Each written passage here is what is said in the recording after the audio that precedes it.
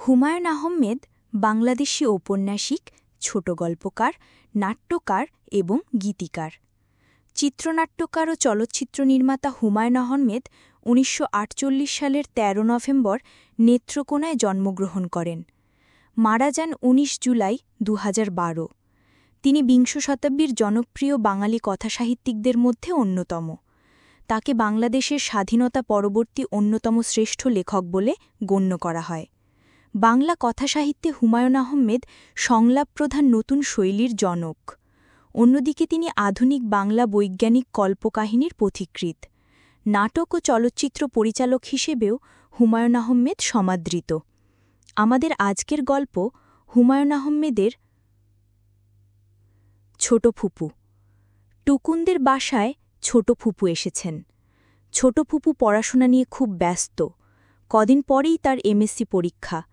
তার দম ফেলার সময় নেই। তিনি বাসায় ঢুকেই বললেন, ও টুকুন, তোদের বাড়িতে দম ফেলতে এসেছি।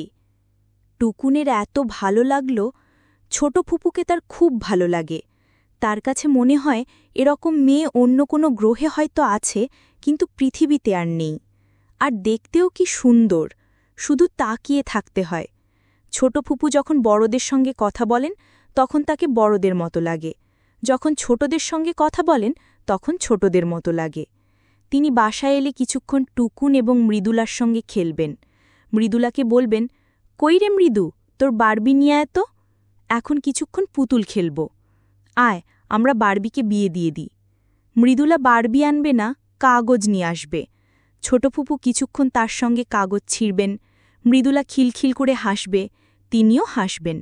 মৃদুলার সঙ্গে খেলা শেষ হলে টুকুনকে বলবেন, আয় টুকুন, এবার তোর সঙ্গে খেলি।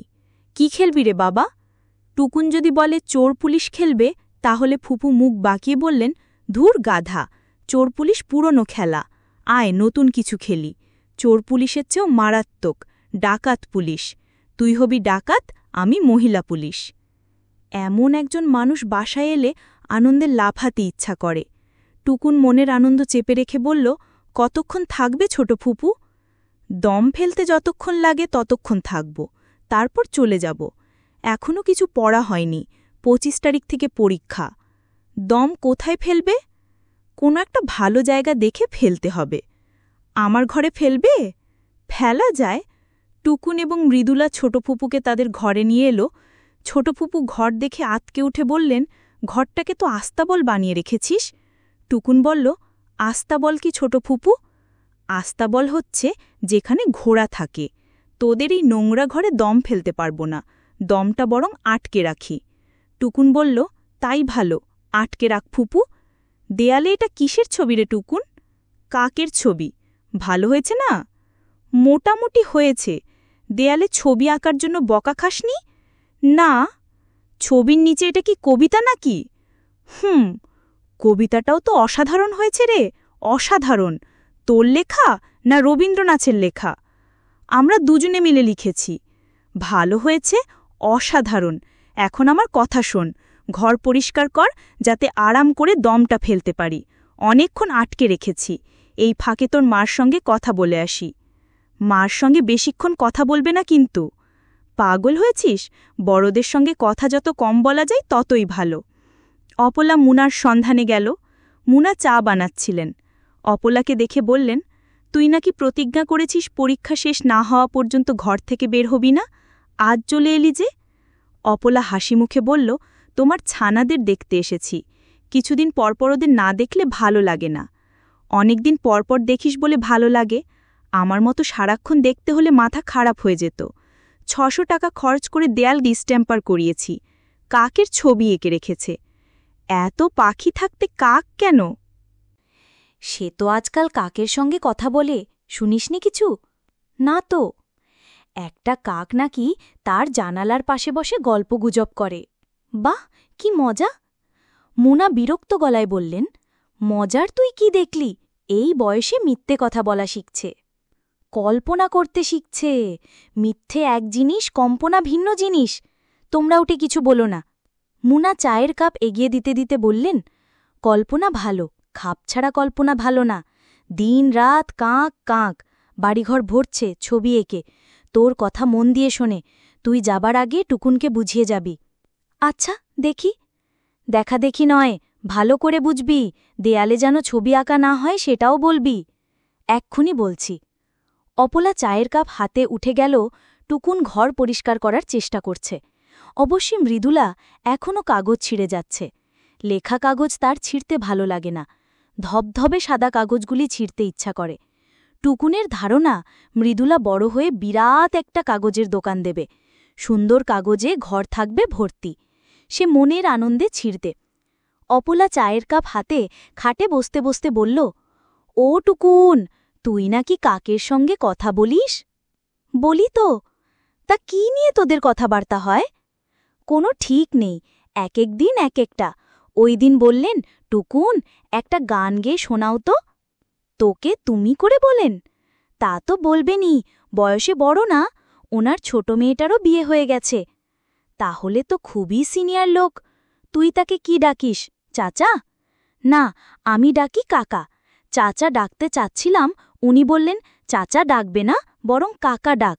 কাকা ডাকলে কাকের সঙ্গে মিল হয়, শুনতে ভালো লাগে। অপলা গম্ভীর হয়ে বলল, ওনাকে খুবই চিন্তাশীল মনে হচ্ছে। ঠিক বলেছ ফুপু, খুবই চিন্তাশীল। প্রায়ই বলেন, দেশটার হচ্ছে কি, দেশটা তো রসাতলে যাচ্ছে। অপলা চাপা হেসে বলল, এই কথা তো তোর বাবা সবসময় বলে। তোর বাবার কাছে শুনে শুনে শিখেনি তো? শিখতেও পারেন, ওনার স্মৃতিশক্তি ভালো, যখন যা শোনেন ওনার মনে থাকে। অনেক দিন আগে একবার বলেছিলাম, ফেব্রুয়ারির 14 তারিখ আমার জন্মদিন। ওনার দেখি মনে আছে, আমাকে বললেন, কি খোকা, জন্মদিন হচ্ছে? আমি বললাম হচ্ছে। উনি বললেন, প্রবলেম হয়ে গেল, ওই দিন রোববার পড়ে গেছে, ছুটির দিন। রোববার আমি আবার ঘুরে ফিরে বেড়াতে পছন্দ করি, আসতে পারি কিনা বুঝতে পারছি না। অপলা বলল, আসুক না আসুক, তুই দাওয়াত দিয়ে রাখ। দাওয়াত দিয়েছি ছোট ফুপু। ভালো করেছিস, খালি হাতে নিশ্চয়ই আসবে না, কিছু একটা নিশ্চয়ই আনবে। টুকুন আগ্রহের সঙ্গে বলল, ছোট ফুপু, কি আনবে বলে তোমার মনে হয়? অপলা গম্ভীর গলায় বলল, আমার ধারণা মরা ইঁদুর টিদুর নিয়ে আসবে। মরা ইঁদুর ওরা খুব আনন্দ করে খায়, ওদের কাছে খুবই দামি জিনিস। টুকুন বিস্মিত হয়ে বলল, মরা ইঁদুর দিয়ে আমি কি করব? অপলা বলল, কি আর করবি, খাবি। তোর পেয়ারের একজন এত আগ্রহ করে একটা জিনিস দেবে আর তুই ফেলে দিবি, তা তো হয় না। টুকুন ছোট ফুপুর দিকে তাকিয়ে আছে। অপলা খুব চেষ্টা করছে হাসি চেপে রাখার।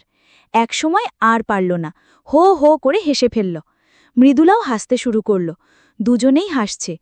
ওদের দিকে দুঃখিত চোখে তাকিয়ে আছে টুকুন। আর তখন এক কাণ্ড হল। একটা দাঁড়কাক এসে ঝপ করে বসল জানালার শিকে। অপলার দিকে ঘাড় বাঁকিয়ে তাকিয়ে থেকে ডাকল, কাঁ কাঁ। হাসি থামিয়ে অপলা বলল, এই টুকুন, তোর আঙ্কেল এসে গেছে মনে হয়, আমাকে কিছু বলছে নাকি? তুমি কেন হাসছ তাই জানতে চাচ্ছে। বলে দে আমি কেন হাসছি। আমি কিছু বলবো না? বেশ, আমিই বলে দিচ্ছি। কি বলে ওনাকে ডাকব তাই ভাবছি। তোর যখন কাকা হয়, তখন আমার হবে বড় ভাই। ভাইয়া ডাকব? তোমার যা ইচ্ছা ডাক।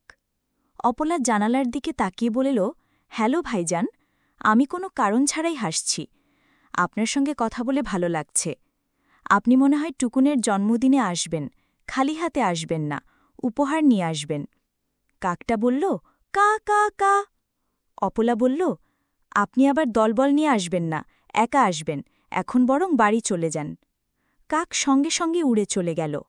অপলা দেখল টুকুন গম্ভীর হয়ে আছে, মনে হচ্ছে রাগ করেছে। তার বড় বড় চোখ ভিজে আছে। কেঁদে ফেলার আগে আগে টুকুনের চোখ এরকম হয়ে যায়। অপলা বলল, কি রে টুকুন, এরকম করে তাকিয়ে আছিস কেন? আমার উপর রাগ করেছিস? কেন, আমি কি করলাম? তুমি আমার কথা বিশ্বাস করনি, এই জন্যে আমি রাগ করেছি। তুমি যা বলো আমি তা বিশ্বাস করি। তুমি কেন আমার কথা বিশ্বাস করো না? তুই চাস আমি তোর কথা বিশ্বাস করি? হ্যাঁ। শোন টুকুন, আমি অন্য বড়দের মতো না। আমি ছোটদের কথা মন দিয়ে শুনি এবং বিশ্বাস করার চেষ্টা করি। কিন্তু তোর কথা বিশ্বাস করা যাচ্ছে না। কেন যাচ্ছে না? বিশ্বাস করা যাচ্ছে না কারণ মানুষের পক্ষে কথা বলা সম্ভব, পাখির পক্ষে সম্ভব না। মানুষের মাথায় অনেকখানি মগজ, পাখির মগজ আর কতটুকু? এই একটুখানি, লবণের চামচে 1 চামচ। এত অল্প মগজ নিয়ে পাখির পক্ষে কথা বলা সম্ভব না। ময়নাও তো কথা বলে, ময়নার মগজও তো একটুখানি। ময়না বলে শেখানো কথা, তাও 1-2 বাক্য, কুটুম এসেছে পিড়ি দাও, এই রকম, এর বেশি না। তাছাড়া ময়না যখন কথা বলে আমরা সবাই তা শুনতে পাই এবং বুঝতে পারি। এখানে কাক কথা বলছে আর তুই একা শুধু বুঝতে পারছিস তা তো হয় না। তুই তো আলাবা কিছু না, তুই আমাদের মতোই একজন। তোর 2টা হাত, 2টা পা, 2টা চোখ, আমাদেরও তাই। বুঝতে পারছিস? পারছি। বুঝতে পেরে থাকলে আমার দিকে তাকিয়ে বিরাট একটা হাসি দে, দাঁত বের করে হাস। টুকুন হাসল না, গম্ভীর গলায় বলল, আচ্ছা ছোট ফু, কাকটা যদি আমার জন্মদিনে আমার জন্য কোনো উপহার নিয়ে আসে, তাহলে কি তুমি আমার কথা বিশ্বাস করবে? অপলা খানিকক্ষণ চুপ করে থেকে বলল, যদি সত্যি সত্যি তোর জন্য সে উপহার নিয়ে উপস্থিত হয়, তাহলে পুরো ব্যাপারটা নিয়ে আবার ভাবতে হবে। কোনো কিছুই চট করে বিশ্বাস করতে নেই। বিশ্বাস করলে খুব সমস্যা, বিরাট সমস্যা, ভয়ঙ্কর সমস্যা। কি সমস্যা? ধর একজন লোক এসে বলল, ঢাকার নিউ এলিফেন্ট রোডে বাটার জুতার দোকানের সামনে এক ভয়ঙ্কর কাণ্ড হয়েছে, একটা বাঘ বের হয়েছে, যাকে পাচ্ছে তাকেই কামড়ে খেয়ে ফেলছে। এখন যদি লোকটার কথায় বিশ্বাস করে সবাই ঢাকা ছেড়ে পালাতে শুরু করে, তাহলে ব্যাপারটা কি দাঁড়াবে? এটা কি ঠিক হবে টুকুন? না, ঠিক হবে না। তাহলে তুই এখন বুঝতে পারছিস যে আমাদের চট করে কিছু বিশ্বাস করতে নেই? পারছি। এই কারণে আমি তোর কথা বিশ্বাস করছি না। তবে তোর জন্মদিন আসুক, দেখা যাক তোর কাক কি উপহার নিয়ে উপস্থিত হয়, তারপর আমরা না হয় আবার চিন্তাভাবনা করব। এখন একটু হাস তো লক্ষ্মী সোনা। টুকুনের রাগ লাগছে, হাসতে ইচ্ছা করছে না, তবু ছোট ফুপুকে খুশি করার জন্যে সে হাসল।